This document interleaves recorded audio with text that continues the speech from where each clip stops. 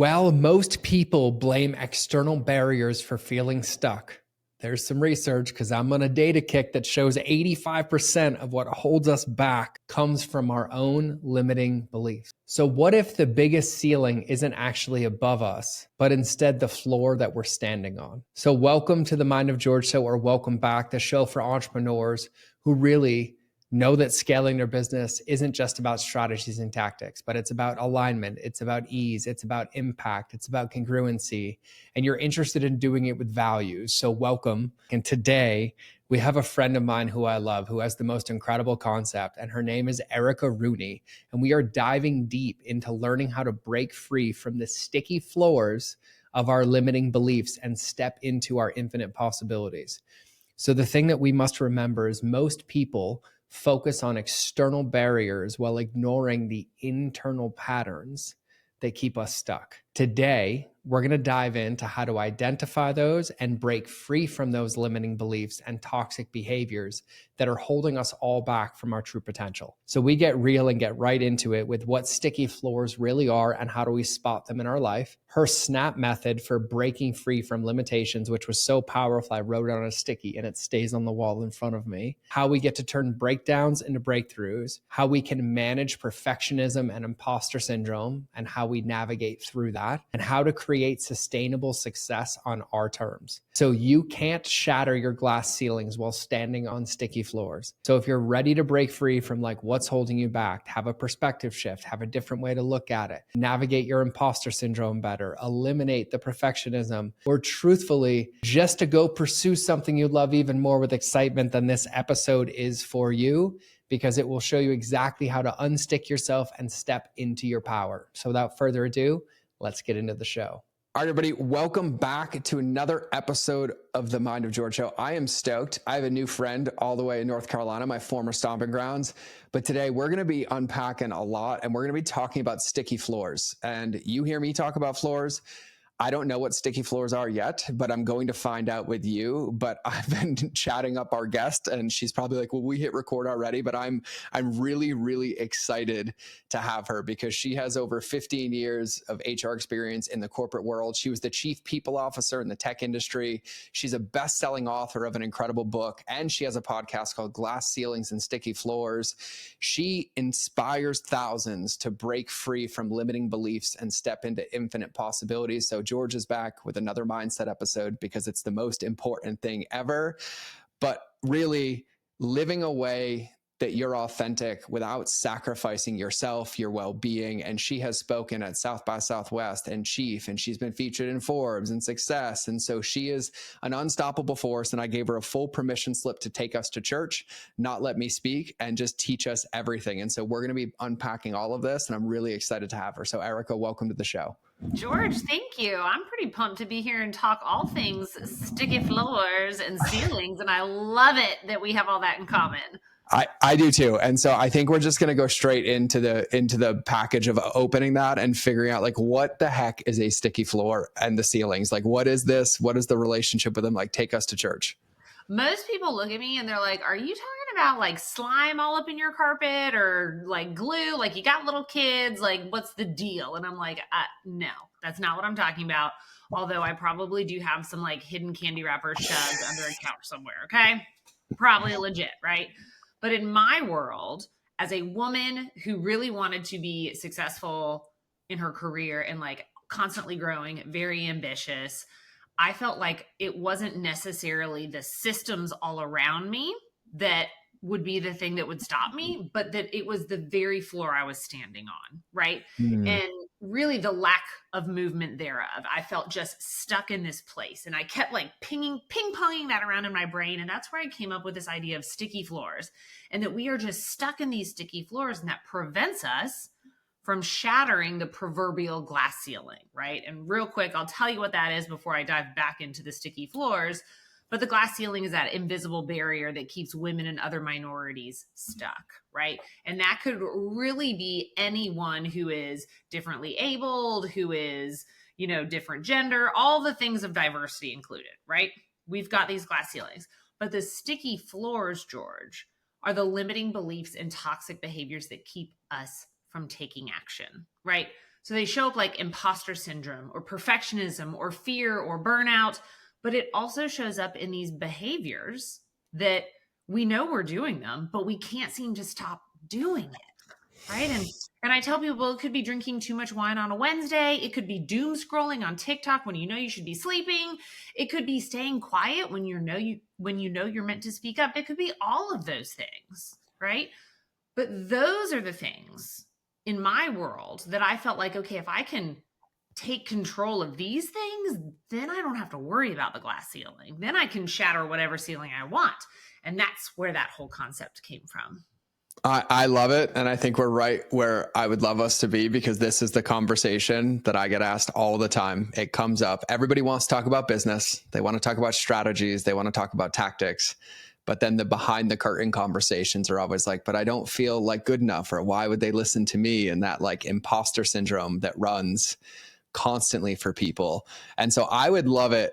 I would love it because you just said it and it landed for me. What are, maybe a better way to phrase it is like thinking about this sticky floor, these limiting factors or these limiting beliefs that hold us back. I think what would be helpful is like, how do you define a limiting belief?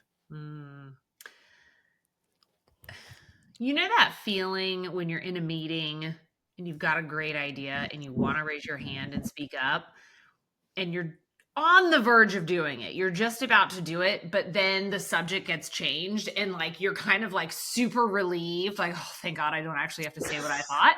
But then you're also a little disappointed in yourself because you didn't get to say what you thought. Yeah. Like that's the feel of a sticky floor, right?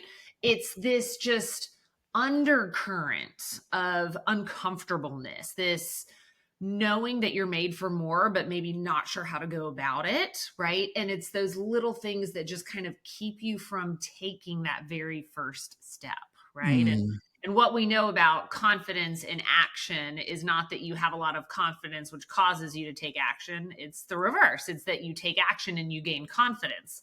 And that becomes that beautiful infinity loop, right? Those limiting beliefs keep you from taking that first step for whatever reason. And so then you never take action and you remain stuck. That's a really good, I felt that in my bones. Like I was like, I just imagined 100 meetings I'd been in prior to this career where I'm like, right. Or even now conversations where you're like at dinner and you're like, and then you leave. That is a really, really good description of a sticky floor. That one landed for me deeply.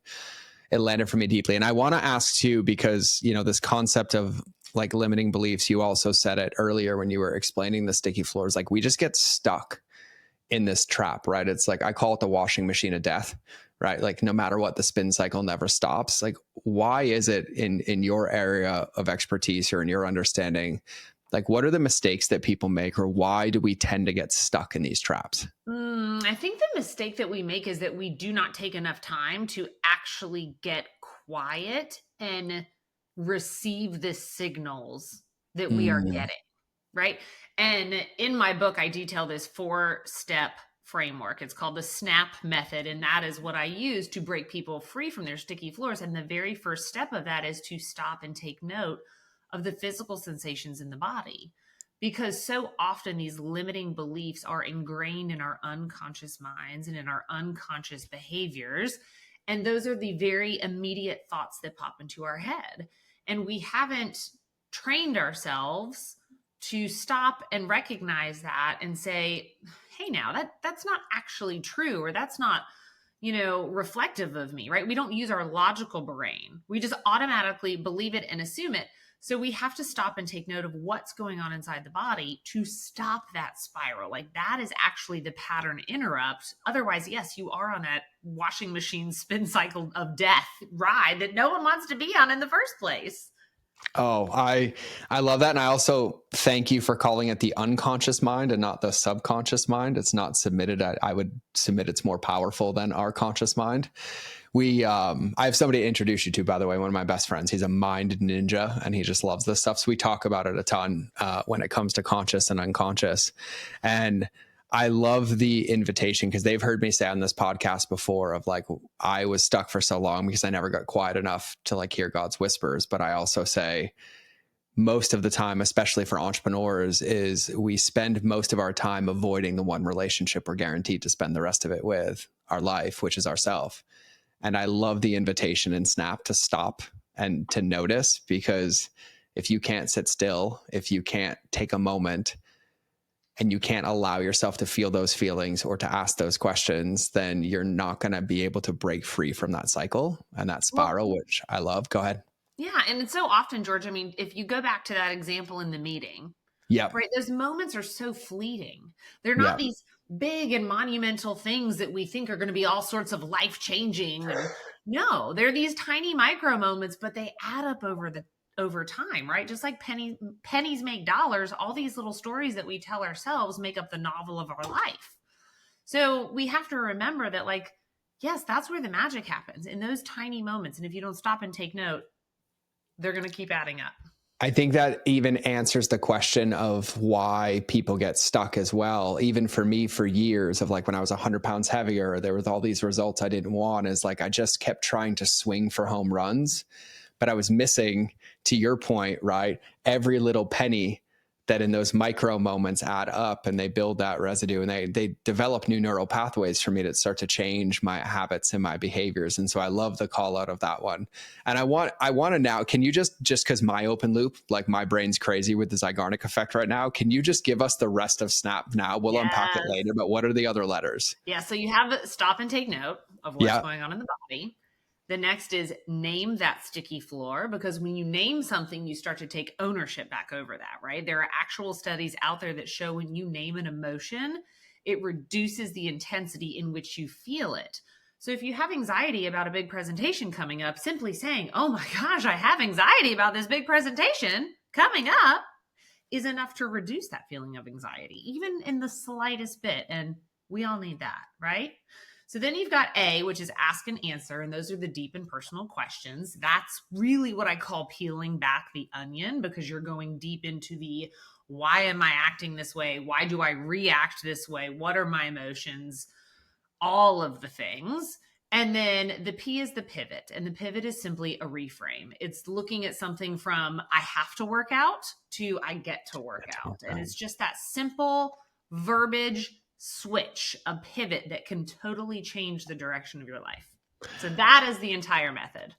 I love it. We'll have to unpack that after. So now I have to ask too, because there's always like a purpose for you doing this. Like what is your story? Like, how did you get to this current Erica? Like from tech and corporate to now, like really, like I'll call you mindset ninja, because like this is really powerful and practical, but like how did we get to here? Yeah, the red thread that pulls my life together is that I love helping people. Mm-hmm. And when I was in college, I always thought I would be a nurse. My mother was a nurse. My grandmother was a nurse. And so I got into nursing school and very quickly realized that I do not love blood and guts and bodily fluids. And so that kind of, cut that career short. And so I visited my career counselor and I got into community health and worksite health and learned a lot about like why people do what they do and why they don't do what they should. So the whole behavioral thing there, right? And I landed my first job outside of school with Verizon as a health and wellness coordinator. And George, when I tell you this was the dream job, I remember having this moment of like, I can't believe I found where I'm going to be retiring from. And I'm like 23 or however old I was, And very quickly, I mean, I stayed there, I should say, for almost 8 years, hit my very first ceiling there where they told me, hey, you can't make any more money here in the roles that you're doing. You have to leave. And that's when I started saying like, okay, as a personal trainer, like, unless I'm going to be Oprah's trainer, like I'm going to be hitting ceilings left and right. So I pivoted into HR, and I've done HR in healthcare and manufacturing, for private equity, and then finally in tech. And tech was the most interesting because it was the most male-dominated field of all of the ones that I'd been in. And I was very fortunate that I was at a company that really did prioritize gender equality. However, that was my final position, right? Like everything I had to do to work up to that, I faced the, just all the micro isms in the workplace that a woman could face. We all do. We all have those. And I just remember thinking like, I hear about these pay gaps that are 132 years long. I hear about the confidence gap and the leadership gap and the broken rung and the glass ceiling and like all these just, God, why would you want to be a woman in corporate America today?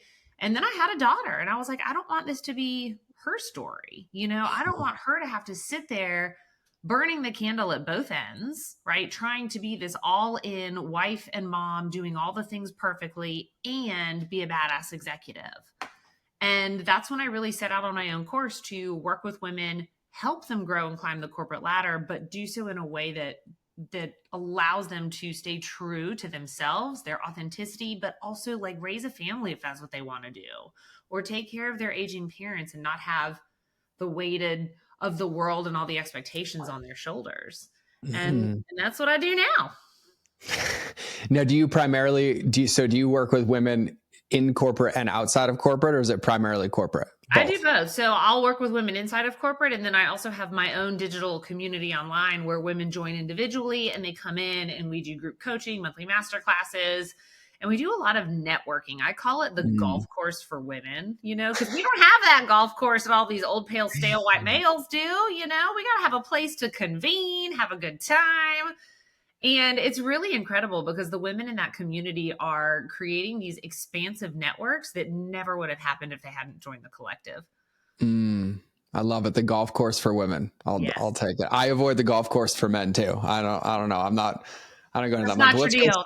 Let's go shooting in the mountains. Let's go hike up the top of a mountain in Montana. If I meet you on the mountain, we'll see each other there. I love it. So I want to keep unpacking this.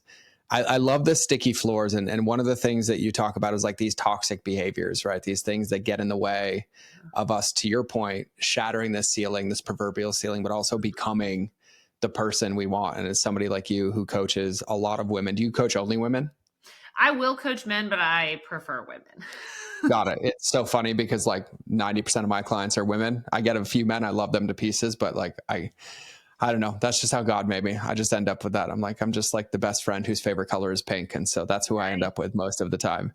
But you have a lot of experience in this. And I would love to to even paint the picture for people listening, because you're so good at storytelling. And I felt that meeting of like, what does like a sticky floor look like in real life? And then what does using Snap look like in real life to allow somebody to proverbially break through the ceiling? Because you've talked about pennies versus like these big dollars, right? And one of the things I've said on this podcast for years is that people overvalue intensity and they undervalue consistency.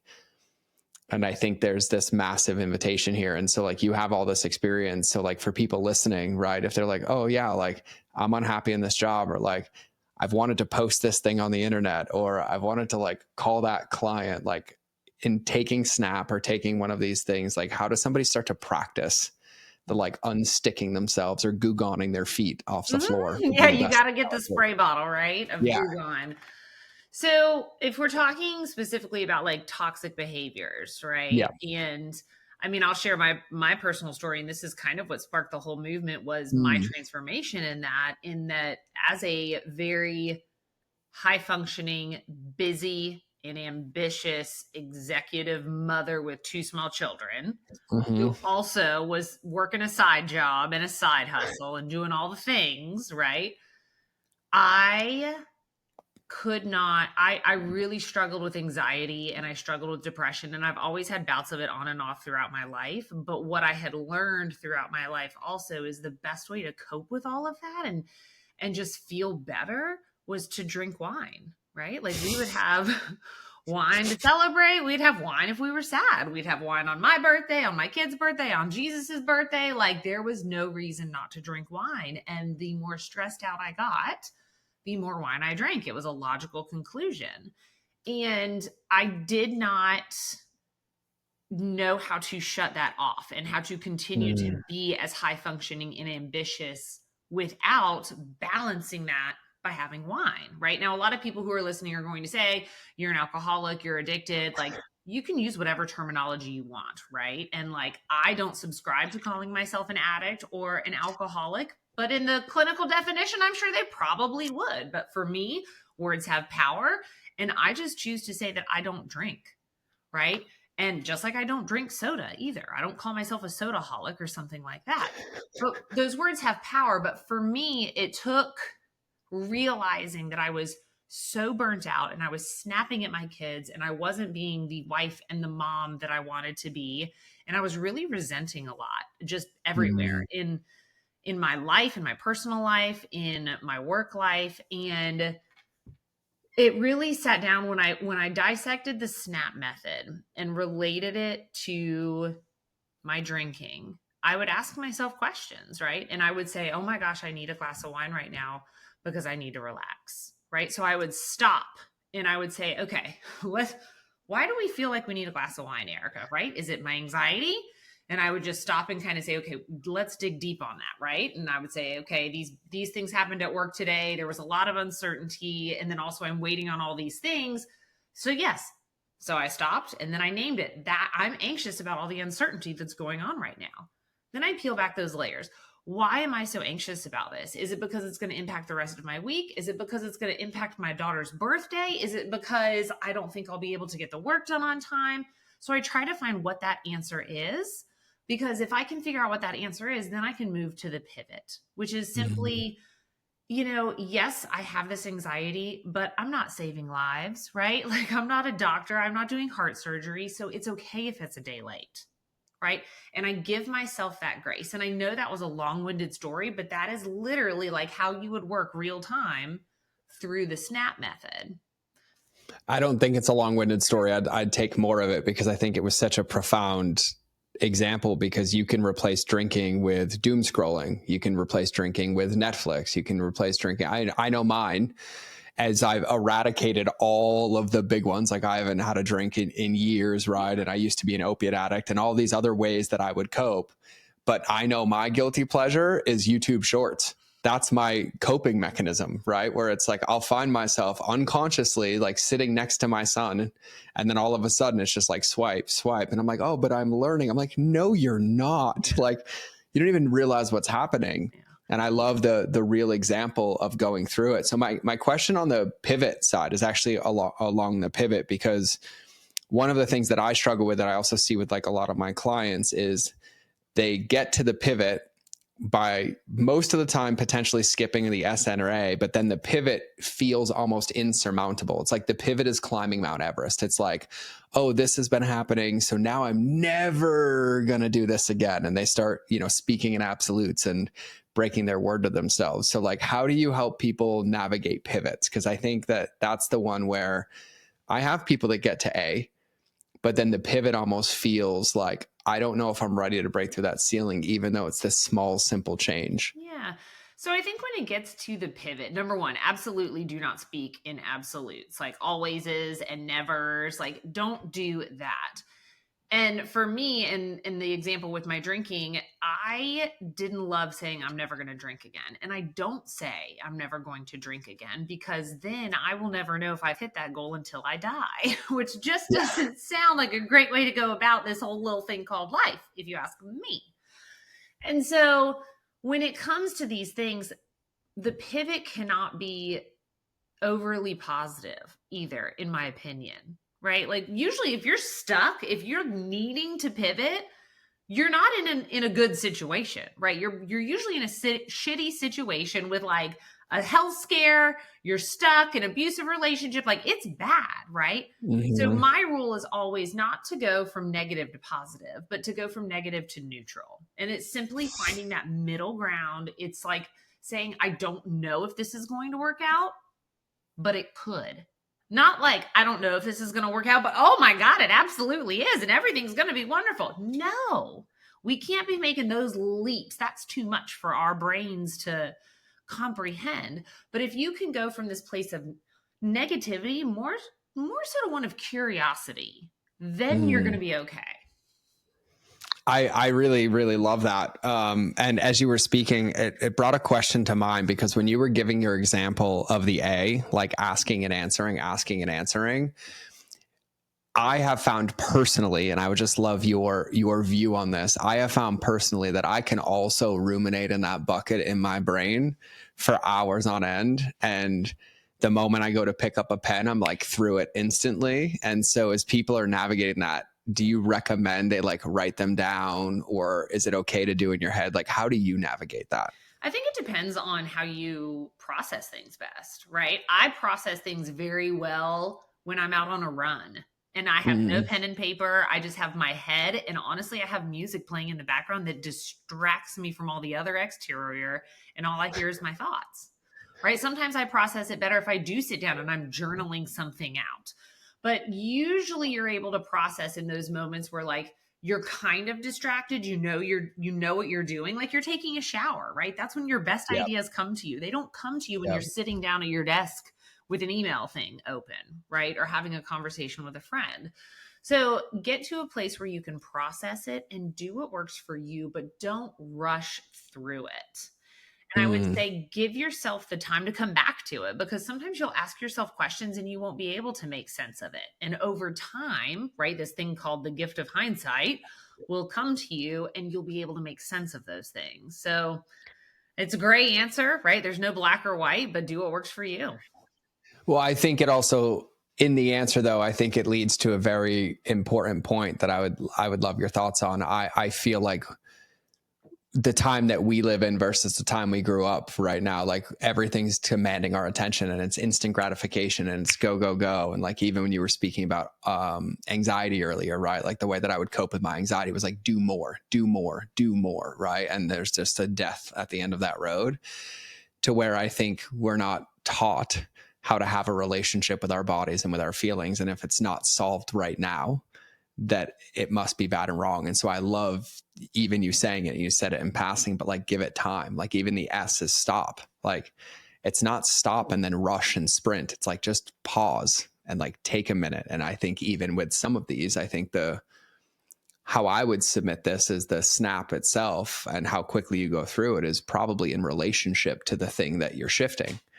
Right. If it's like, oh, I said this thing to my friend, I can snap through that quickly. Like, hey, I'm so sorry. I didn't mean that. This was coming up. Like, I apologize. But then if it's like one of those moments, like you referenced, like I'm being snappy with my son, all of a sudden, like I'm going to really dive into that and lean into that. But how do you, and I'm just curious, right? Because you're still a mom, right? You have a little one with a birthday coming up. You're still a wife. You are an author. You have a podcast. You run a community. Like, how do you keep your relationship with time healthy to give that space for yourself, right? Like I would imagine you're not running corporate structure in your day. The calendar's not full from like 4 a.m. until midnight, but I could be wrong. But like, what's your relationship with time like to intentionally create this space to give things time?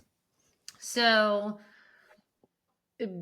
I think one of the things you have to know about me is that I am just a super productive person.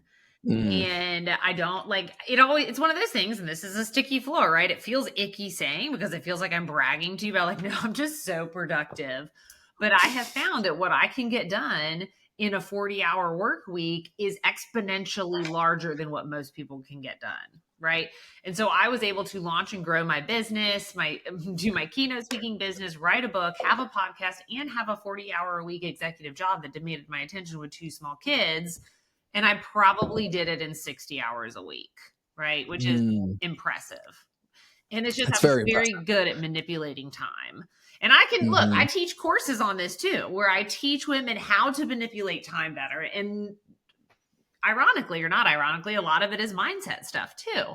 But the way I do it now that I have actually quit corporate, is I said, I want to be a woman that is one that is of rested ambition, right? And I wanted to feel both peaceful and like a hustler all at the same time.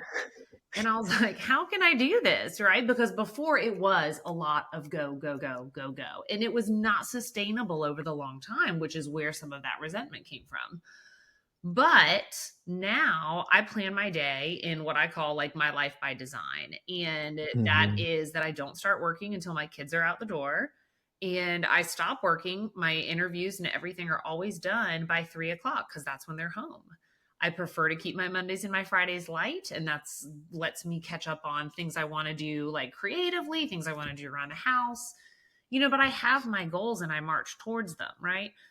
But it is being very intentional about creating those boundaries around those time blocks in my calendar, right? And Mm-hmm. you know, if you were watching this, you'd see me draw the square around the time block in the calendar, and that's because boundaries are not a line, right, in which people cross them or not, right? They are literally like the perimeter in which people can cross in or out, and you just have to protect that perimeter. And that's really how I think of it. And I also do this exercise, George, where I look at my life in buckets, right? The buckets that are important to me: family, community, my job, spirituality, fitness. And I rank every month how I'm feeling in all of those buckets of my life, because I know which ones are my priorities, which I say are my priorities. I should correct myself. Here it comes. Yep. But then I map them out, right? And I look, and if I say community is my priority, but I'm ranking myself like a 2, then I'm not pouring into community, right? If I tell you that family is a community or is a core value of mine, but I have spent every weekend away from them because I've committed to work, you know, and I haven't been around, then I'm not doing the family thing, right? So it keeps me accountable. And so I check in with myself and my buckets, and I make sure that I'm really doing what I want to be doing. And I course correct if I find myself kind of veering off course. I love it. That's an entire TED Talk in that right there alone. And I also love the correction of what we say is important isn't the measure, it's what we do, like, and how we're being in it, you know, for everybody listening. And this is why I was joking with you before the show. Those 4 buckets are a core thing I teach people. I'm like, you know, pick 3 to 5, right? Mine is my faith first, right? Which I call my heart, and then my mind, my body, and my business. And then I have them list out 3 specific behaviors that if they looked back over 30 days, if I did these things over 30 days, I'd know I was pouring in. And I do the same thing as you. I use Parkinson's law because I drop my son off at school every day and I pick him up at 3:30 every day. And so if it doesn't fit in that window, then it doesn't happen. But then for each of those behaviors, I give them the floor and the ceiling. And I say, on your best day, what's the most you can commit to, which is your ceiling. But then I also ask them, on your worst day, when things are not going to plan, when you're in a toxic behavior, like, what's that small bite that you can protect your progress? And that's the floor.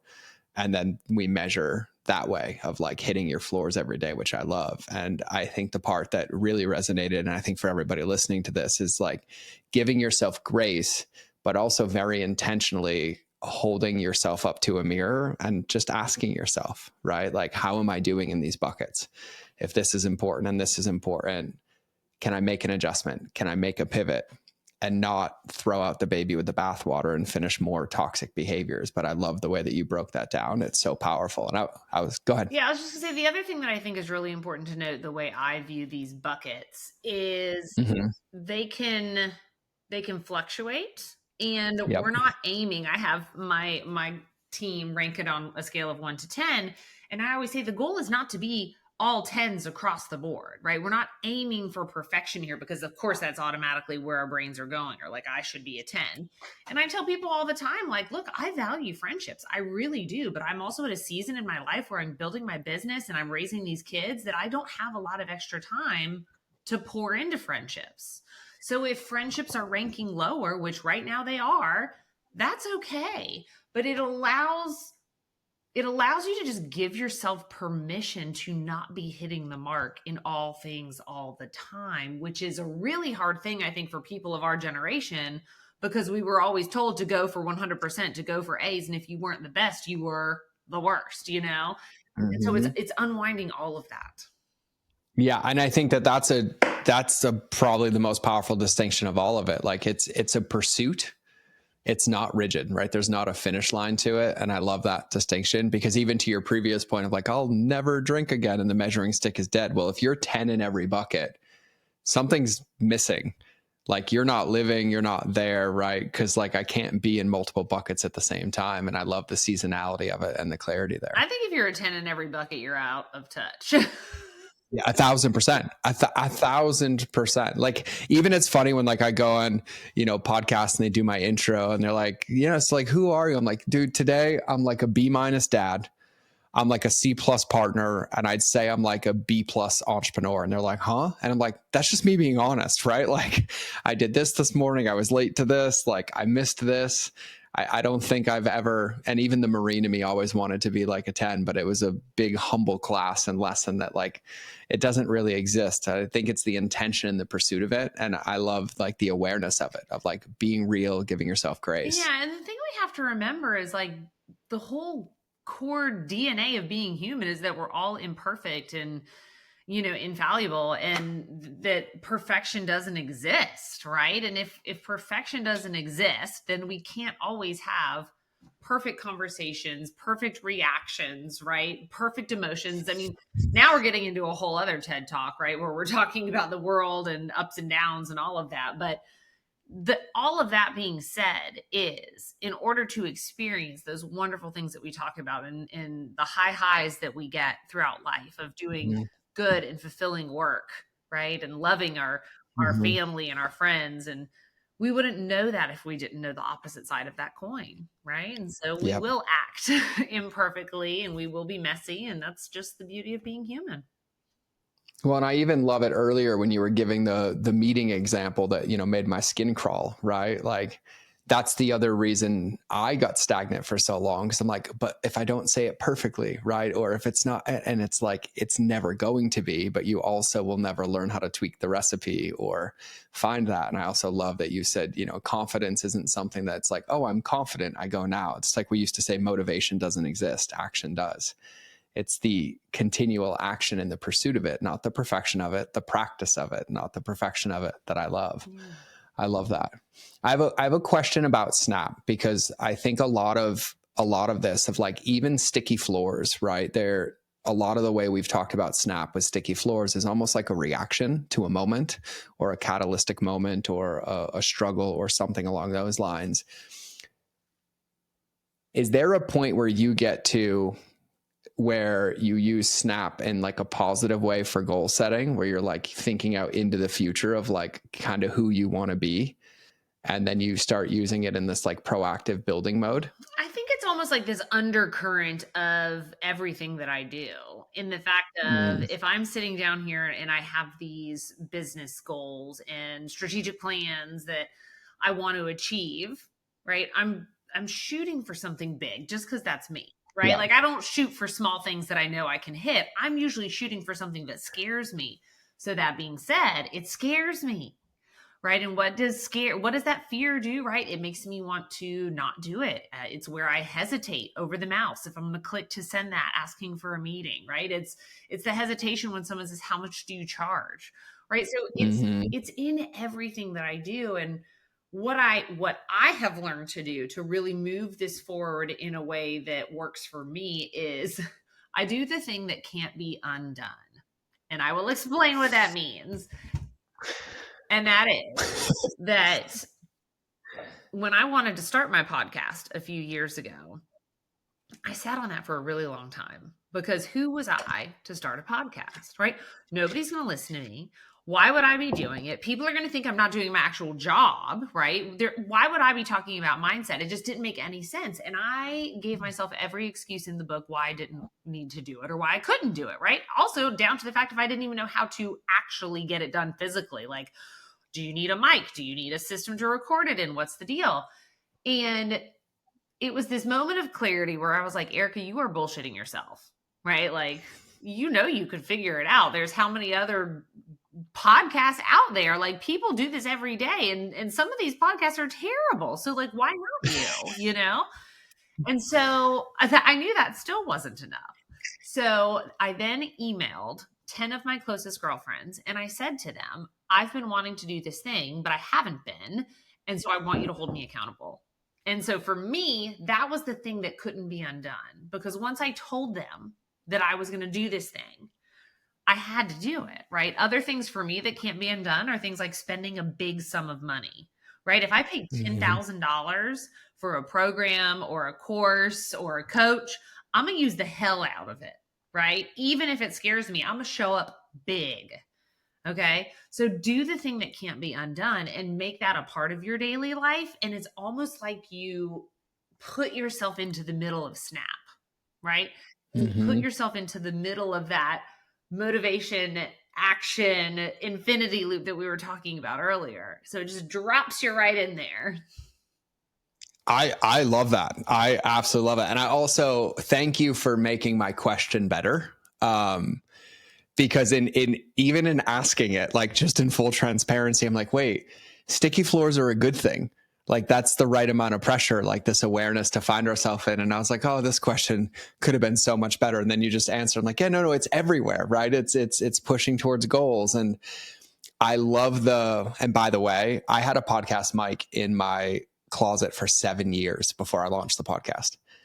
Because I didn't make it real. I didn't make it undone. I bought it a long time ago. And then it took all the businesses going away and losing multiple millions a year and me sitting on a mountain in that space that you talk about. I've told this story, but like I'd lost everything. It was like 400 grand a month I lost basically overnight with COVID. And I was like, what am I going to do? And for the first time ever, I knew I didn't have the answer. Like it wasn't, oh, I can hustle my way out of this. I can go pour some more Band-Aids on it. It was like something had to shift. And so I was like, I'm going to hike every day till I find clarity. And I was at Mammoth Mountain. So I would just hike up into the woods. It was like day 21. I'm sitting on a rock talking to God. And the only thing that kept hitting me is, why is there a podcast mic in your closet? Why is there a podcast mic in your closet? And then I went home, and that's the day the podcast was born. I had to do the same thing. But I've used the internet my whole life as my accountability metric. Like I will publicly declare something to people on social media before I'm even certain I'm going to do it. Like, and I just did this with fasting. Like I did a really deep biblical fast, and I was petrified. I'm like, I've never gone that long. And I'm like already negotiating with myself. And I'm like, this is supposed to be consecrating my relationship with God. And I was like, okay, cool. I was like, everybody, I'm doing a fast. And then all of a sudden I was like, whoop, I guess we're starting today. And so I love that distinction. And I think for everybody listening too, there's a second part of that model that I was telling you, Erica. When I have people find those buckets and they put their buckets in, I do this with my private clients, and then they tell me like, hey, if I did these behaviors, this would help me become that person. I have them make what I call an SOS model, which is what to do when you're not in those behaviors. Like when something happens, you're in a self-sabotaging thing. And Snap, I'll give you full credit, I'm bringing in for peeps, and I'll just boom, boom, boom. But the second part of that model is the most important part. And I tell them to build their triage team. And I was like, I need 9 people in your life who hold you accountable to your potential, but don't believe your story. And they're like, what? And I was like, yeah, because every time you find yourself like not wanting to follow a goal or you're in rumination, I just want you to type them SOS. And it gets to a point where the fear of texting them, because they know what they're going to say, starts to build in this accountability to where they go do it anyways. And so I love the public declaration. And how did you say it? I commit to the thing that can't be undone. I do the thing I that love cannot that. be undone, right? It's like you can't unring a bell. You know, once Nope. that is rung, it's going, and you have to figure out what that is for you, right? Because it is different for Mm-hmm. every person. You know, I to be very Mm-hmm. honest, like I have spent $500 on a course and logged in maybe one time, right? Because to me, when I was a chief people 1,000%. officer making stupid amounts of money, $500 didn't mean anything to me, you know? And so, but if you had asked me that when I was fresh out of college, trying to decide if I was drinking $2 Chuck wine from Trader Joe's or eating ramen noodles for dinner, that would have been money I would have never, ever dreamed of spending. Right. So you have to find the thing Mm-hmm. that's just that thing for you. Right. And, you know, we've alluded on this and touched a lot on it, but like core values, like who you are as a person and what you believe in is so big. And for me, one of the core Mm-hmm. values that I touch on the most is courage. And like, I want to be a courageous person.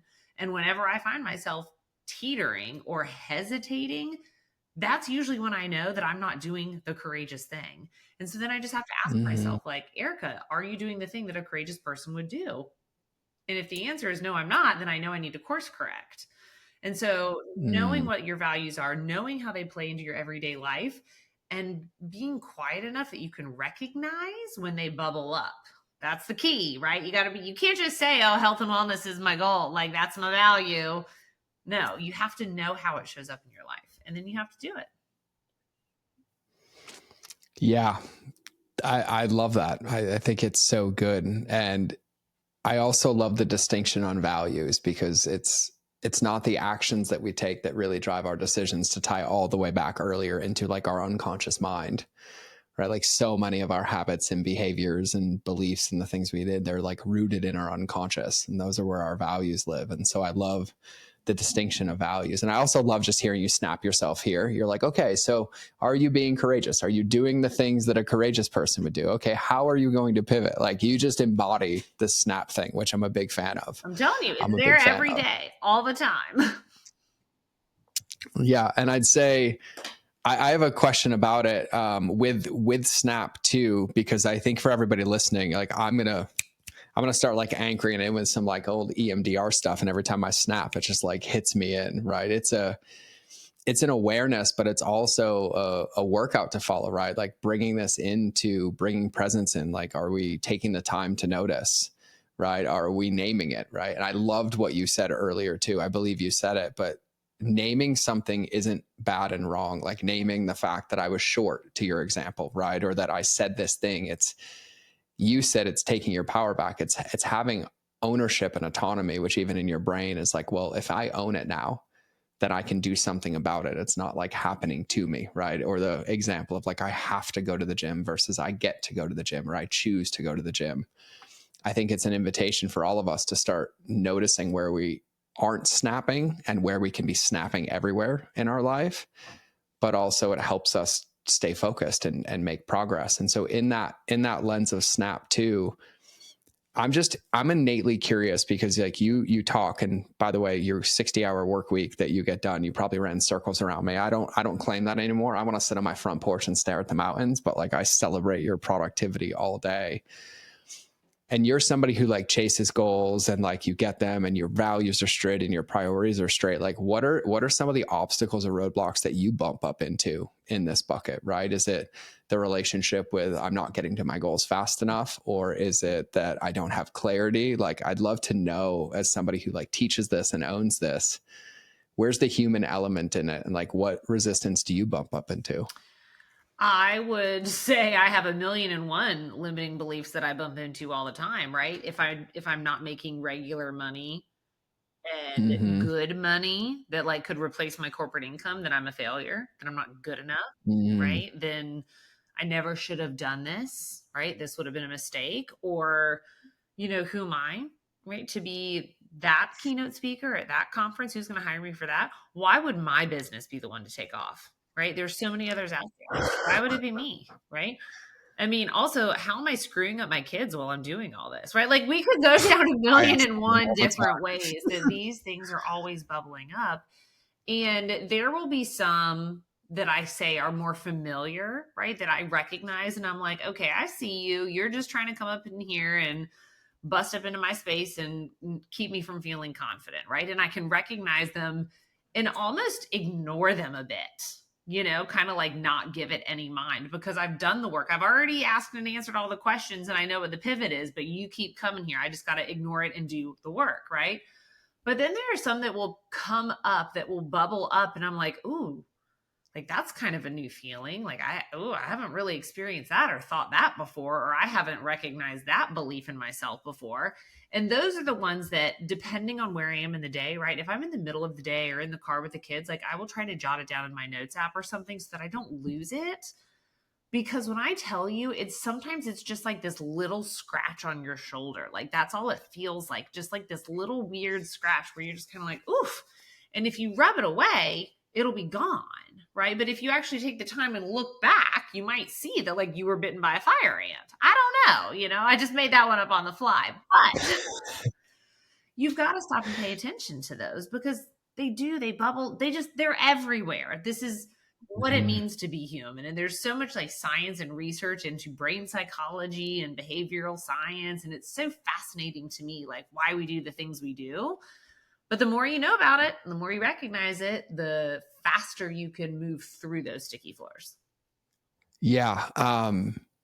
I'm getting a little emotional sharing this, but I know as somebody who, like, I love being an entrepreneur, but I dealt with a lot of trauma and a lot of life. And I lived in this isolated world of thinking I was the only one. And I like, just thank you for sharing all of that, because what I've realized in the levels of this game, and even my friends that are billionaires, like they have more of these limiting beliefs than I have. The only thing is they just don't act on them. Yes. They process them. And it's like this muscle that I think it means to be human. And so I think for everybody listening too, what bothers me about the world that we live in now, like I'll just own this all day, is like, I can't stand when I bump into you at a conference and I haven't seen you in here. I'm like, Erica, how are you? Like, it's great. I'm like, stop lying to me. Like, what happened this morning, right? Like, what happened last week? It's like this facade that exists to where like these conversations, if these were the prevalent conversations, if these were the things that were being talked about every day, I feel like all of us would have a healthier relationship with these things and not feel so isolated in them. And so I appreciate you sharing all that as well, because I love and there's an analogy that Sadhguru was interviewing Mike Tyson. They were doing this co-interview, the weirdest pairing you'll ever see in your life, right? A guy who ripped people's faces off and then like this spiritual mentor. And Mike Tyson asked him a similar question. And to your point, he's like, well, you all get given this body, but none of you ever take the time to read the owner's manual. And like what you're really talking about is the owner's manual of like, why does it keep showing up? And you get to a place where you're like, oh, I recognize that one. I can snap it quick. But then you also get to a place of like, oh, this one's new. Maybe I should take some time to unpack this and give it time and ask questions to get to what's underneath it. And so for everybody listening, I'm glad that she shared that, but I would submit I have more now than I've ever had, but I also have a healthy relationship with them. They're not from a place of fault or blame or guilt or shame, but the one that you just said of like, how am I screwing my son up right now? There's sometimes that I'm gonna be snapping myself on that couch because it like wakes me up in the middle of the night.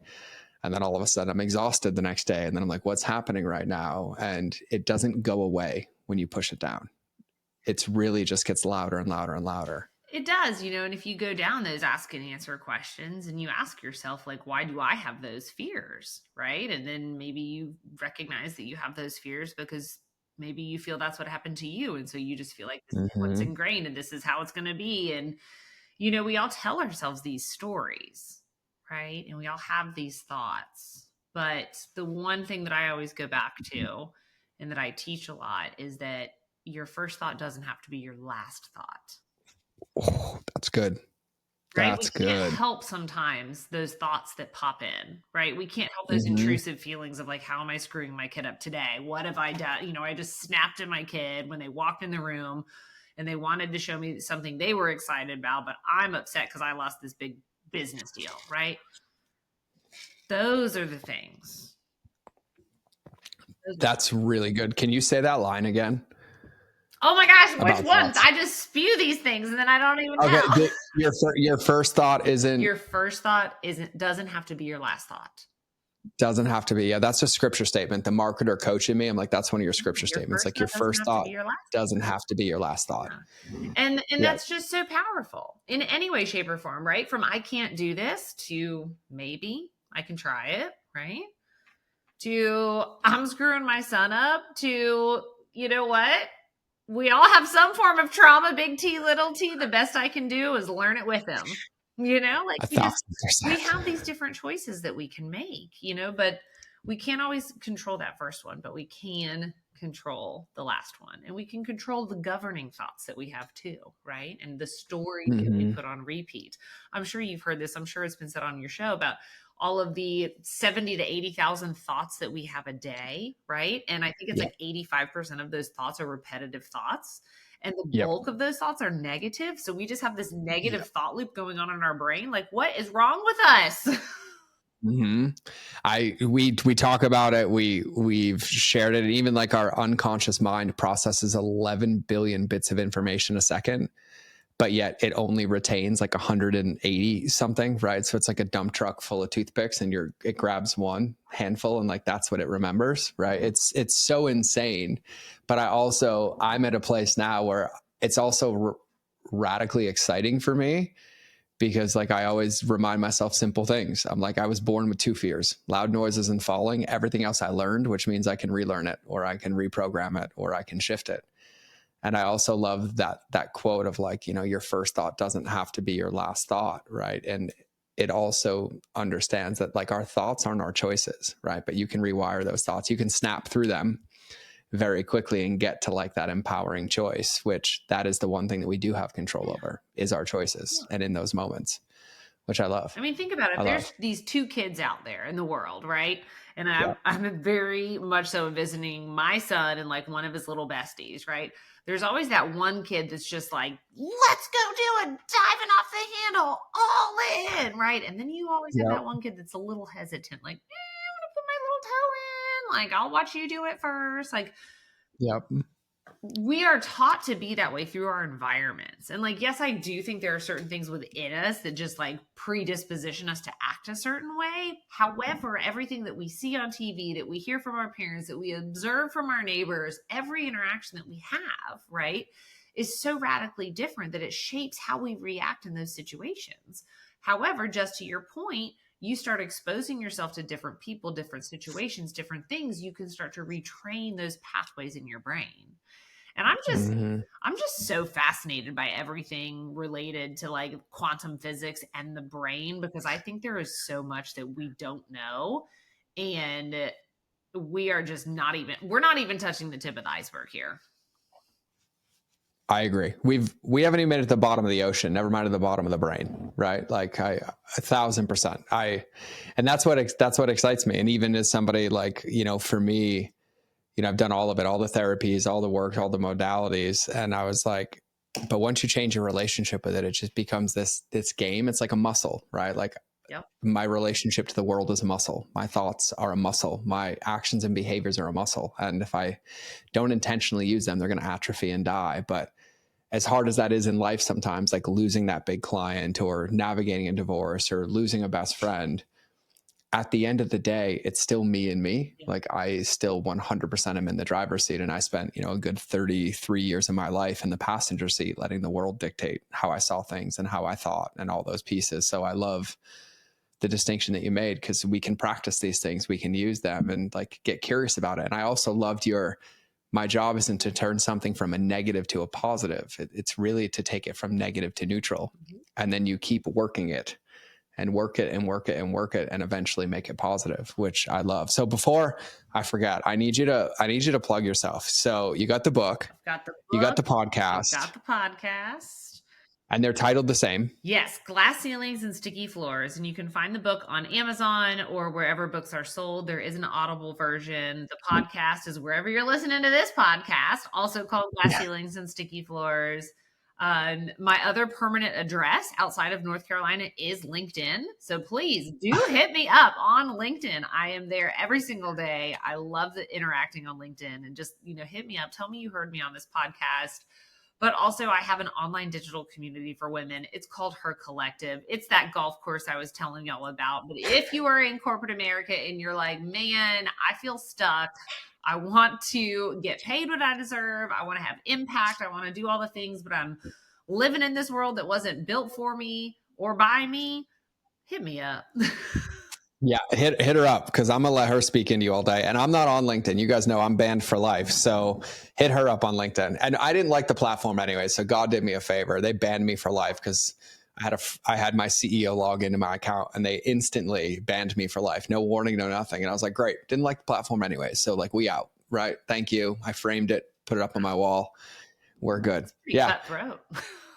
It was insane. It was insane. It's a whole different, like, it would take me an hour to explain all the nuance, because I went back and forth to them like 15 times. And I was like, wait, I have friends that own agencies that have 8,000 people's logins. They're like, yeah, but we caught you. I'm like, just leave it. I'm not supposed to be on this platform. I'll take the scratch on my shoulder, not fighting for this. Like, I'll go somewhere else. So yeah, it was good. So, and everybody listening, I will also make sure that we have all of Erica's stuff linked in the chat. But Erica, I want to ask you my favorite last question, and I'm excited to hear your answer to this one. It can be as deep or as profound if you want. It can be short. It can be easy. But I imagine that everybody listening to the podcast, just imagine I Men in Black them and they forgot absolutely everything that we talked about. They don't remember any of it, the loops, the downloads, any of it. But in this moment, they're going to remember this part and they're going to tattoo it on their soul and take it with them forever. What would your tattoo wisdom for everybody listening be? That the only ceiling that exists is the one you place above yourself. Yep. That one tickles. Sum up the work of Glass Ceilings and Sticky Floors. So I think for everybody listening, this is an invitation to take out the hammer and start shattering some ceilings. And, you know, you get to remove your feet. You can use Goo Gone, you can use WD-40, you can use whatever you want, right? And if you have kids, you end up in other sticky floors, but the whole point is to acknowledge them. I invite everybody to start snapping a whole lot more frequently. Even if you just want to send us Instagram clips of you just snapping like all day, make some physical monikers of this, like I'm in. But I just want to thank you, Erica, that I love Snap like wholeheartedly. I think it's amazing. And I love the visual of like sticky floors and getting out of them. And it was just a really fun conversation. I'm glad that you shared it with me, shared it with our audience. And also thank you for being so authentic and owning it all day. You're like, you can label me an alcoholic. I don't. And I'm like, I'm taking that energy with me all day, all day. And so I thank you for being here. And for everybody listening as well, if you're on LinkedIn, let her know. We'll have all of her stuff linked in the show notes, her Instagram, her LinkedIn, all of her stuff, Her Collective. But let her know, just send her gratitude, tell her what landed, tell her what resonated, tell her what floor you're stepping out of, what ceiling you're shattering. I'm sure she would love to hear it just as much as I do. So Erica, thank you so much for coming on the show. Thanks, George. You're so welcome. You're so welcome. And so for everybody listening, this has been another episode of the Mind of George Show. You will either see me in the next episode or you will hear me in your earballs. And remember, the most important relationship you have is with yourself. And she gave you some incredible tools today to deepen that, to empower that, and to take action to shatter those glass ceilings. And so don't let today be a piece of shelf help. Like, take action on one of them today, right? Tell a friend, make it real, do the thing that can't be undone. Realize that your first thought is not your last thought, and you have the ability to go through all of this and make a life that you could only dream of. But most importantly, it's going to be based on your values. So find those, give yourself some space, and go snap all around the world for Erica, and we'll celebrate you in the process. So we'll see you guys soon.